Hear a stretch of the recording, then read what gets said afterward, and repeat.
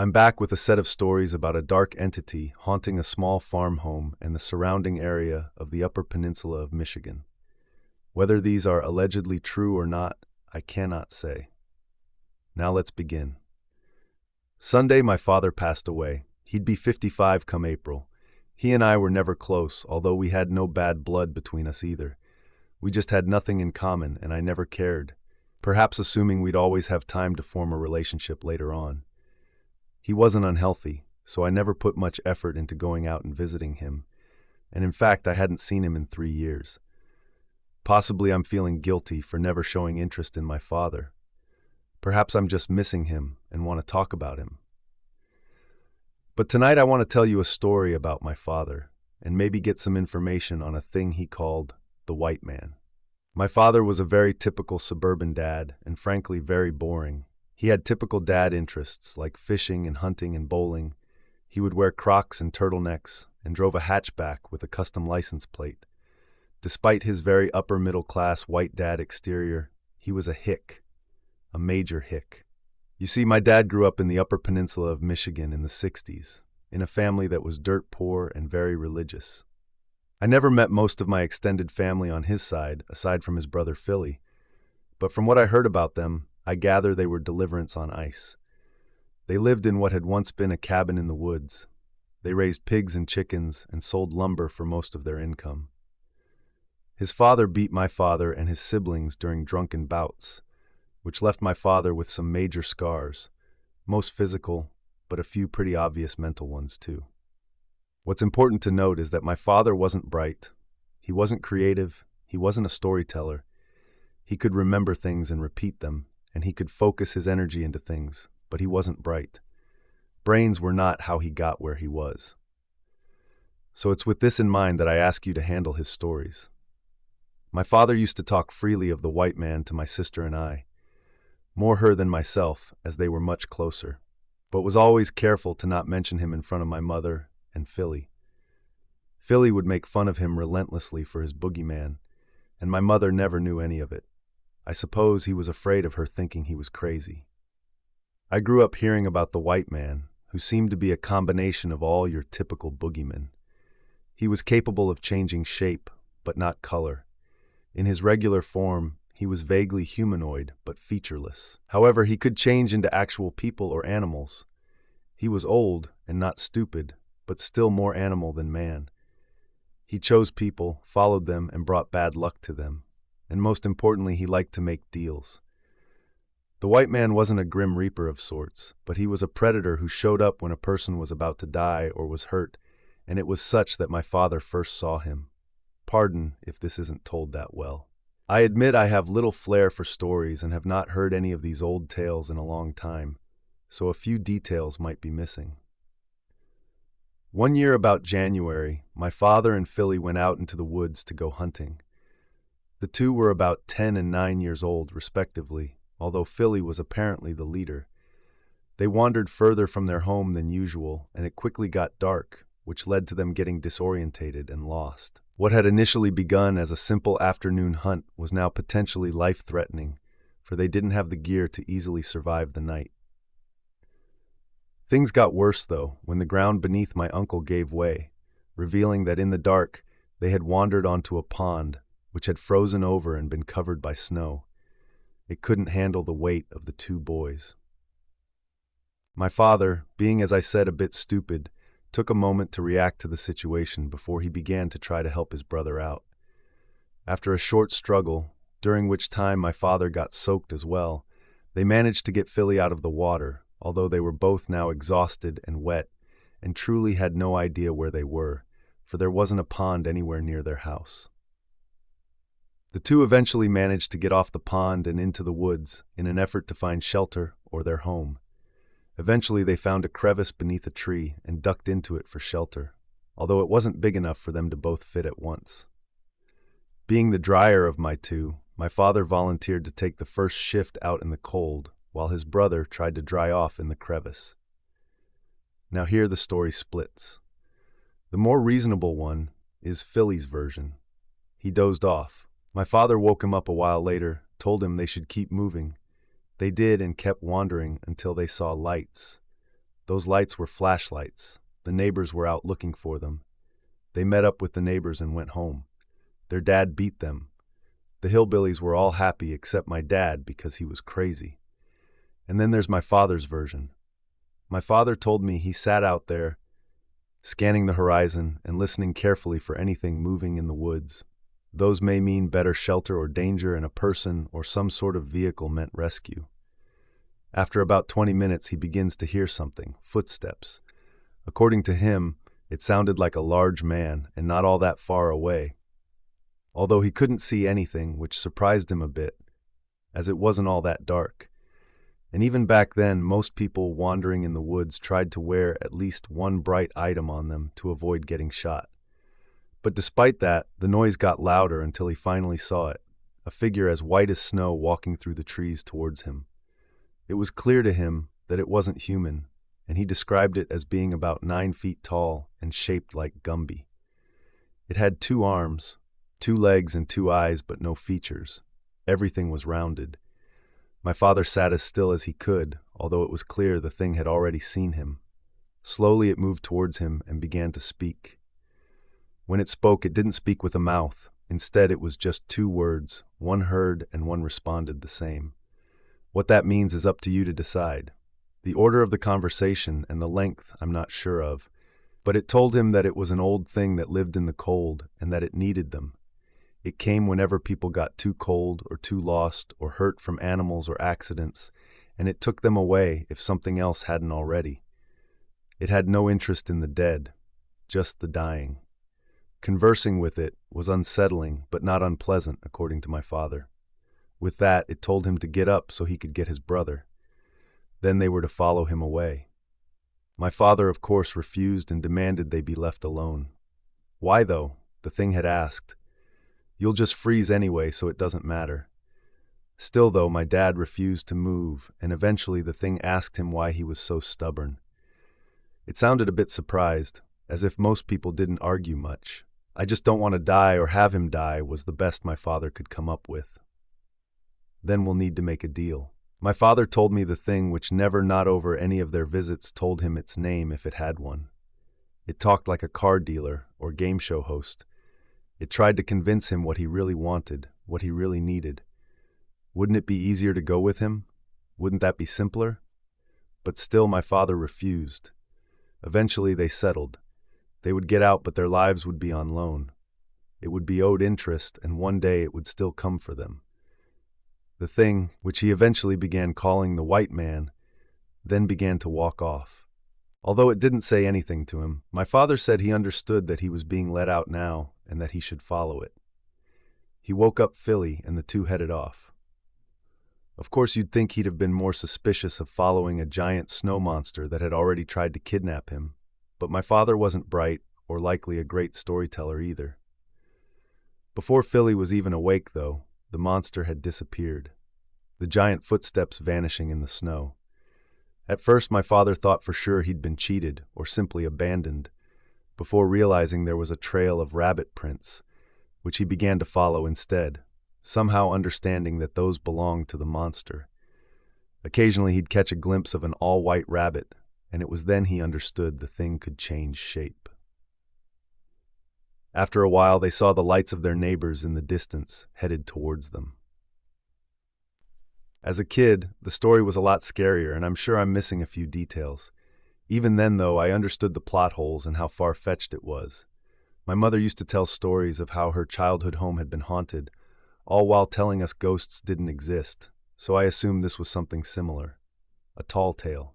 Now, I don't really believe my father's stories, although I think he believed them for some reason or another. I just thought that maybe there's some Yooper legend Google didn't pull up that he adapted this from. I want to say that my uncle again thought this was all a load of crap. When he would tell the story, it was just a story of how they got lost, almost died, and eventually got home to a butt-whooping. A few things my father added in, he did agree on, though. There had been rabbit footprints, and possibly some bigger ones, although these looked like indents in the snow to him rather than actual prints. And my father did end up following a rabbit, which could have been white or blue for all he remembers, which he thought was a stupid idea even then. My uncle also didn't hear anything of the white man, not until my father saw him again a year after they got lost. My father's excuse for not sharing this story with him was either he'd think he was crazy or think he was going to die, and only the shock of the next incident scared the story out of him. A year passed, and my father began to think he had maybe gone crazy that night, or that he had fallen asleep and dreamt it, and just woke up without realizing it. That is, until one night, again it was winter, with snow on the ground. He was out tending to the hogs alone with his dog. As a boy, my father had only two close friends, Philly and this dog, a Basset Beagle mix named Shorty. This was a fact he repeated time and time again during many stories of his childhood, which always made me wonder how his sisters felt. Were they not close? Guess not, since I never met them. Anyway, they're in the pig barn, which was far enough away from their house that, in the summer, implying there is one, the smell of crap and pigs didn't waft indoors. The barn was capable of being opened on both sides, and in the warmer months, the back would be left open so that the hogs could enjoy the outdoors, while in the colder months, it'd be closed up tight. So of course my father was a little surprised to find the back of the barn open wide. This had happened once or twice before over the years, and usually meant he had to run back home and get his father and Philly, so they could hunt down all the pigs, who, even in cold weather, would head out in an effort to find food or get into something. But tonight, that wasn't an issue, because all the hogs were huddled as far from the door as possible, and very reluctant to go out, even on a clear night. Assuming the pigs had gotten a bit of sense and didn't want to deal with the weather, he headed through the pen to close up the door, with Shorty following him the whole way.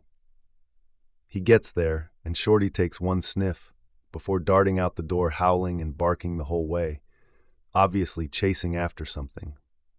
Shorty, my father would say, was a bit of a tattletale. If something was misbehaving, he'd try to stop it. When sneaking out or getting up past bedtime, you had to make sure the dog didn't see you. This applied to other animals too.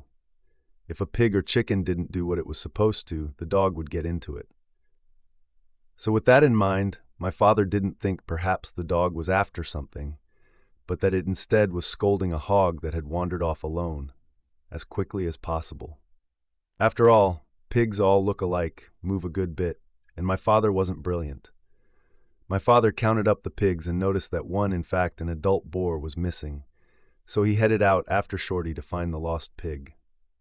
In the still and the snow, it was easy to find Shorty. All he had to do was follow the dog's footprints, but that was when he realized something was wrong. Shorty's prints were in the snow, but they were not following the tracks of the hog. In fact, there were no prints from the hog, which there should have been.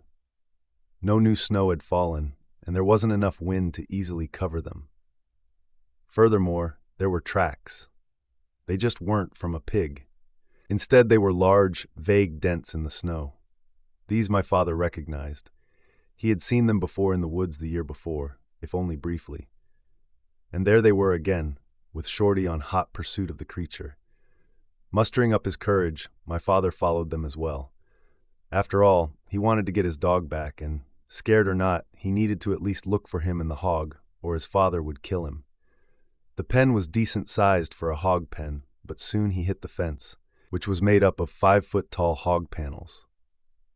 Shorty was capable of climbing these.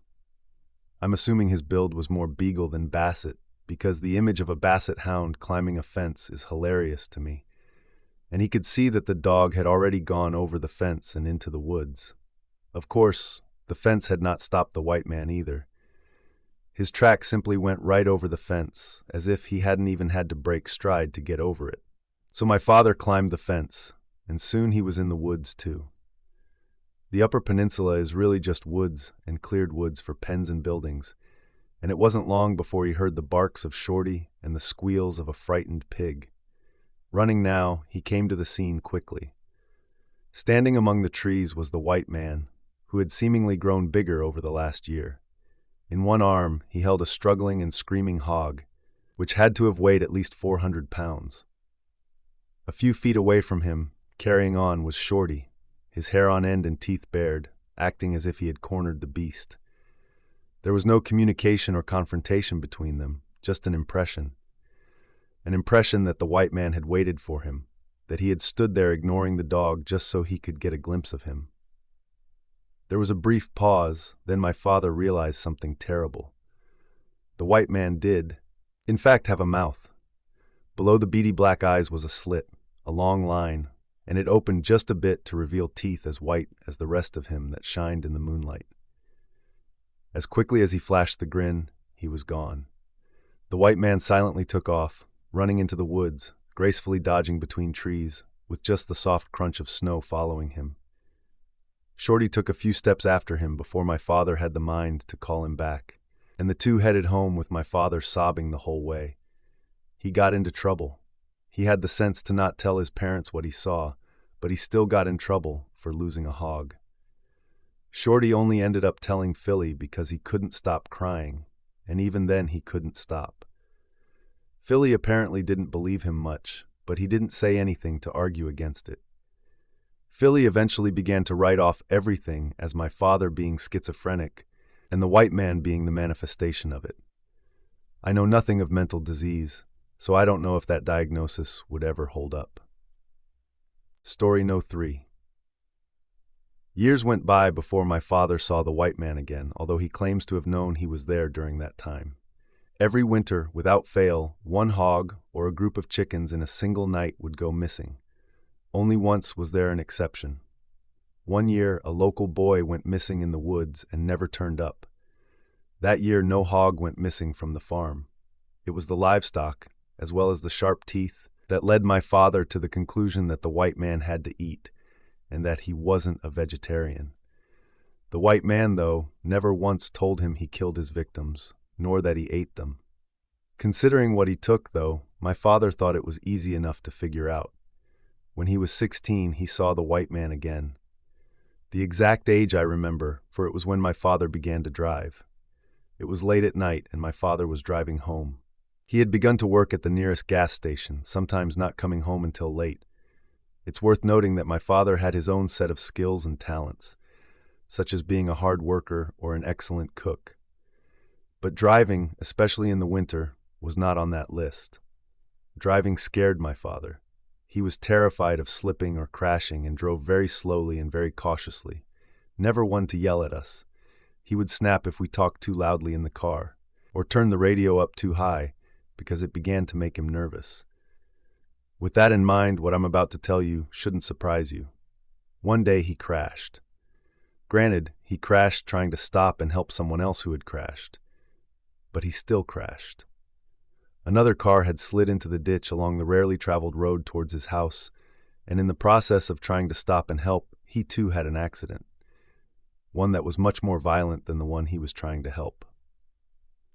Somehow or another, he ended up hitting a tree hard enough to seriously damage his car and injure his leg. The driver of the other car came out to help him, and after realizing he couldn't walk back to town, decided to walk back on his own and get help for the both of them. My father thanked him, then the man went on his way. Now granted, it was hillbilly heck out there, with it being winter and in the middle of nowhere, but it would, by my father's calculations, take less than an hour for the man to get back to the gas station and find help, and less than an hour for them to get back to him. Because then they'd be driving, right? So in 2 hours he'd be in the heated cab of a tow truck, either on the way to his house or a doctor's office. It was about midnight at that point, and my father had a wristwatch on which he'd check occasionally as he shivered in the dark. 1 a.m. comes around, and 2 a.m. comes around. 3, 4. He eventually dozes off and wakes up shivering to the sound of footsteps, big and heavy like a man's. For whatever reason, he assumes that the guy couldn't find help, or that help couldn't get down the road, and he's come back to help him. Or maybe the guy just up and left and some other traveler has come to see if he's alive. He pulls himself up enough to look out the rearview mirror. That's when the pit dropped out of the bottom of his stomach. For you see, there wasn't a man in the snow. Even though he should have been able to see someone if he could hear them, there wasn't anyone there. The footsteps are, but there isn't a person. According to him, he felt as if he was in a nightmare and began looking frantically behind him, trying to see someone, hoping he was just overreacting. But then he saw a long, white form step in front of the brown and black of the trees. He realized it was the white man again, slowly stepping towards the car. His movements were slow and graceful, but he seemed a little worried. My father's never seen him in the open before, but there he was, moving cautiously, like a cat when it's worried about being seen at night. Eventually, the thing gets to the car and stops. Again, there are no angry words, no begging. In fact, although my father was scared crapless, he just clammed up and held still as they began to talk. This time the conversation was short, one sentence. This time not said inside my father's mind. "Don't worry, already paid." With that, the giant keeps on moving, making a point of going across the road and into the woods on the other side as my father watched. Comedically, he always made a point to tell us that the white man stopped before crossing, making a point of checking for traffic before heading across. Once the beast was out of sight, my father began sobbing and kept sobbing until the mailman found him 4 hours later. Even in the Upper Peninsula, you gotta get mail. My father recovered, although he ended up having to spend a small fortune getting the car repaired. The other driver, a bit less lucky, he simply never showed up again. The man had left to find help, but never made it back into town. An investigation was opened, but leads all sputtered out. Story number 4. This last story is probably the last one for a bit that I remember clearly. Some of the others may be a bit fuzzy because it's been about 10 years since I really heard any of them. Somehow my father knew that the white man was attached to the winter. This surely wasn't a surprise to anyone at all, seeing as he was a white monster in the Upper Peninsula that only showed up when snow fell. The issue, of course, was that it was often winter in the Upper Peninsula. A few more years went by with no really noteworthy incidents. The white man would take something every winter, but it didn't get Shorty or my grandmother or anything. By then my father was 18, 19 years old, getting ready to leave. His family was poor, and even if they hadn't been, my grandfather did not believe in college. With his sons now men, he gave them an option. Become farmers, clergymen, lumberjacks, laborers, or get out and don't come back. It was because of Philly that they didn't do that, although I'm sure my father wanted to get away from the winter. Philly decided they'd both join the military and get out of there. Vietnam had recently ended, and he would joke that he thought he'd get sent somewhere warm that had never seen snow. I guess I could lie, and for comedy's effect say they both were sent to Alaska or Russia, but the truth is a bit more boring. They were accepted and went through basic training, but neither ever saw combat. Philly was removed from service for a birth defect eventually, and my father stayed in and never did anything until his contract ran up, merely working on bases those few years. He asked to be transferred somewhere warm, and being liked by his higher-ups, he found himself in Texas. My father had tons of stories about weird things they'd find in the woods before he left the Upper Peninsula. And other odd incidents he tied vaguely to the white man, but it was some time before he saw him again. After all, he was tied to winter. It'd be a while before there'd be a reunion in Texas. But towards the end of my father's military contract, a storm hit the area he was stationed in and brought with it snow. Being one of the few on the base who had any knowledge of how to handle the mess, he saw himself outside a lot during the storm. And it didn't take long before he realized the white man could travel. This storm lasted 2 days. On the second day, he woke up early to de-iced paths and roads. In a desolate part of the base, he was surprised to see another soldier in the distance, and grew a bit concerned when he realized the man wasn't moving. Quickly he approached him, only to realize something. From him there were no footprints leading out to this man, who he now realized was devoid of color. A detailed white shape with 2 dark eyes. If he hadn't been so surprised, he would have screamed. Instead, he claimed he probably looked as white as the white man himself, as the color left him. No interest. With that, the figure vanished. My father was found sometime later by a fellow soldier, staring into the distance across an open field. Exhaustion was his supposed excuse. 2 days later, he received a call from his older sister, informing him that his father had died. There wasn't much detail to go into. His father had simply fallen over in the field and died while feeding hogs, and that was that. No mess, no fuss. My father understandably didn't care much. If the white man did it, it wasn't much of a punishment. But he eventually came to decide the white man was, if nothing else, a bad omen. If anyone has any idea what this thing was, if my father wasn't just blowing smoke or is crazy, or if there's any legends like this one, let me know. This brings us to the end of today's episode. If you enjoyed these stories, then hit the like button, leave a comment, press the notification bell, and subscribe to our channel, and we will see you in our next story.